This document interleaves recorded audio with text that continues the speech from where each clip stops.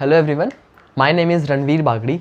और जैसे कि आपने हमारा पहले वाला लेक्चर देखा होगा, तो हमने उसमें नया चैप्टर स्टार्ट किया था, मतलब फर्स्ट चैप्टर स्टार्ट किया था बायो का 11th क्लास। तो हमने उसमें फर्स्ट टॉपिक भी आधा पढ़ा दिया था, जिसमें कि हमने कैरेक्टरिस्टिक ऑफ लिविंग का हमने देखा था, मतलब आगे हमने पढ़ा था। तो हमने उसमें ग्रोथ पढ़ी थी और रिप्रोडक्शन किया था, और हमने उनके एक्सेप्शन के बारे में भी हमने पढ़ा था। आज हमारा थर्ड हमें पढ़ना है, मेटाबॉलिज्म। तो आगे शुरू करते हैं, चलो। हाँ, तो अब हम मेटाबॉलिज्म स्टार्ट करते हैं। सबसे पहले ये ना हम मतलब एक तरह से ब्रीफ में पढ़ लेते हैं कि मेटाबॉलिज्म असलियत में होता क्या है। जितने भी हमारी बॉडी में जितनी भी केमिकल रिएक्शंस अकर होती है ना, वो सब के सब मेटाबॉलिज्म में आती है। मतलब कोई भी ब्रेक डाउन रिएक्शन या फिर प्रोडक्टिव रिएक्शन या फिर मतलब कोई भी रेस्पिरेशन के थ्रू कोई भी रिएक्शन वगैरह हो रही है, वो सब हमारी मेटाबॉलिज्म में आती है। जितनी भी हमारी बॉडी के अंदर रिएक्शंस होती है, सब आती है मेटाबॉलिज्म में।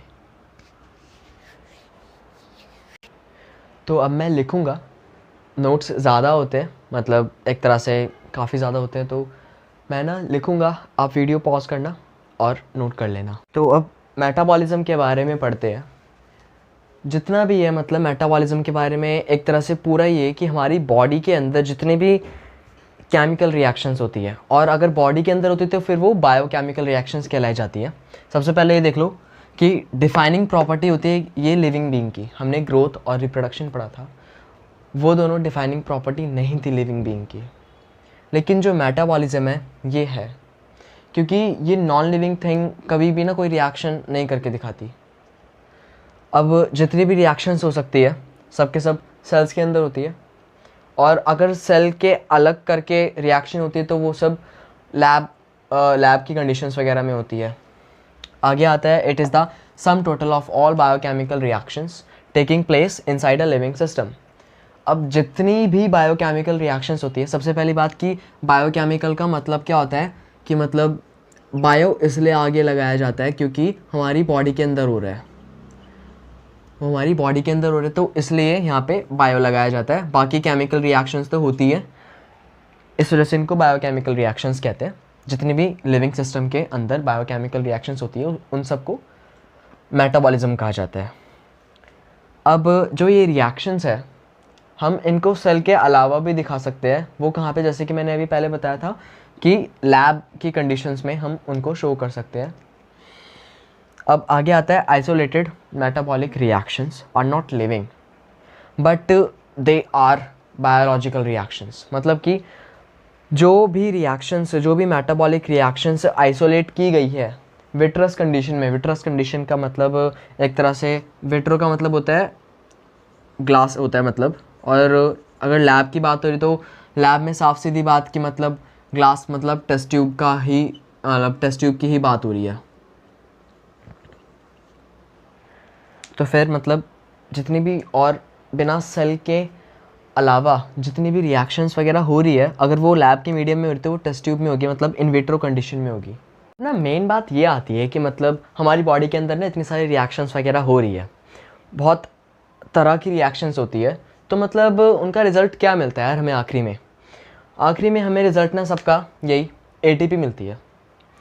मतलब एक तरह से हमारी बॉडी के अंदर काफ़ी तरह की रिएक्शंस होती है। हमने मेनली सिर्फ अभी दो टाइप्स में बांटी है, एनाबॉलिज्म और कैटाबॉलिज्म।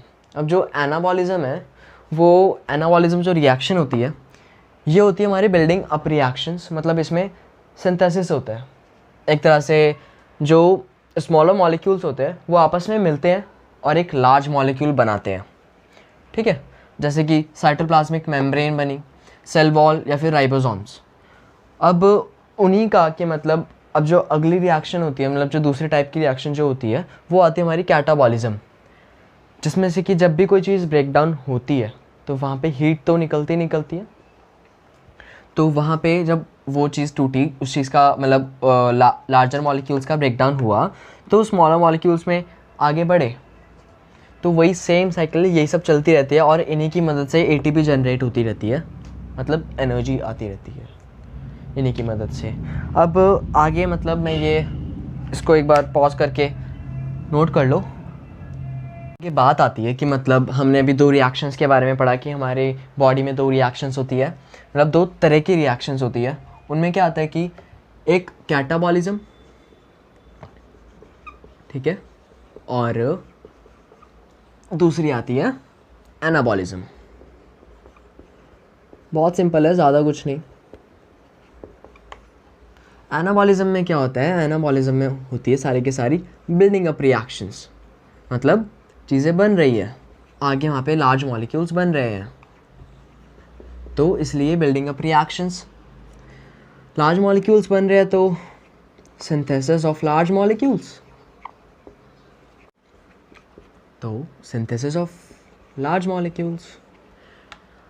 अब इसके रिएक्शंस वगैरह, मतलब एग्जांपल जैसे कि फोटोसिंथेसिस, उसमें भी मतलब एनाबॉलिज्म शो होती है। एग्जांपल मैं दे देता हूँ,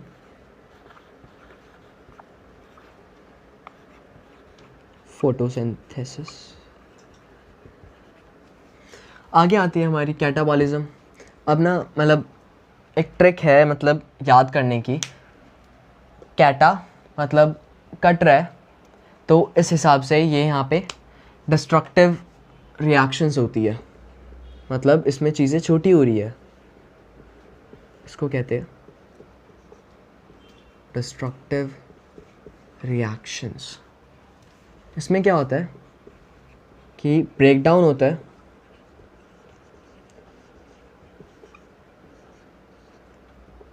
break down of large molecules into smaller molecules, ठीक है।